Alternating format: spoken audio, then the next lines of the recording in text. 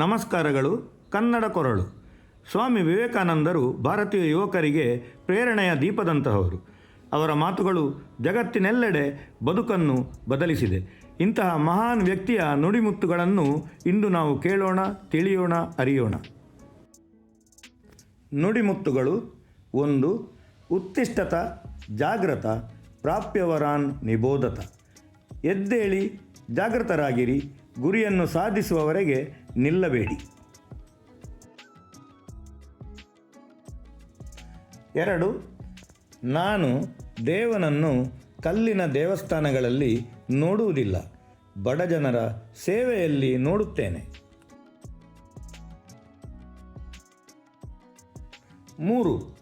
ನಿಮ್ಮ ಪಾಪ, ದುರ್ಬಲತೆ, ಹೀನ ಮನಸ್ಸು ಎಲ್ಲವನ್ನೂ ತ್ಯಜಿಸಿ. ನೀವು ಶಕ್ತಿಶಾಲಿಗಳು. ನಿಮಗೆ ಆತ್ಮವಿಶ್ವಾಸ ಇರಬೇಕು. 4. ಯಾವುದೇ ಕೆಲಸವನ್ನು ಮಾಡುವಾಗ ಸಂಪೂರ್ಣ ಮನಸ್ಸನ್ನು ಅದರ ಮೇಲೆ ಇಡಿ. ಇತರ ಎಲ್ಲ ವಿಚಾರಗಳನ್ನು ತೊಡೆದುಹಾಕಿ. 5. ಧೈರ್ಯವೇ ಶಕ್ತಿ. ಭಯ ನಿಮ್ಮನ್ನು ಹಿಂಜರಿಸುತ್ತದೆ.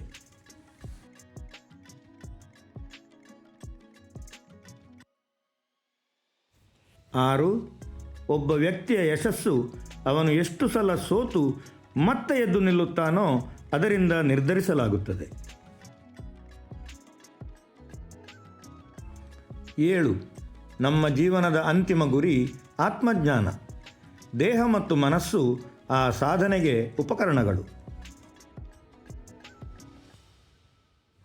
8. ಜ್ಞಾನ ಮತ್ತು ಶ್ರದ್ಧೆ ಎರಡೂ ಇದ್ದರೆ ಏನನ್ನೂ ಸಾಧಿಸಬಹುದು.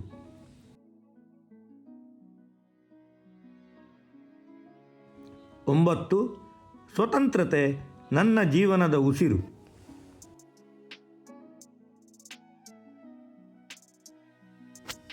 10. ಹೃದಯದಲ್ಲಿ ವಿಶ್ವಾಸವಿರಲಿ. ವಿಶ್ವಾಸವಿಲ್ಲದ ಹೃದಯ ನಿರ್ದಯವಾದುದಾಗಿದೆ. ಸ್ವಾಮಿ ವಿವೇಕಾನಂದರು ಜಗತ್ತು ಕಂಡ ಅತ್ಯಂತ ಧೀಮಂತ ದಾರ್ಶನಿಕ.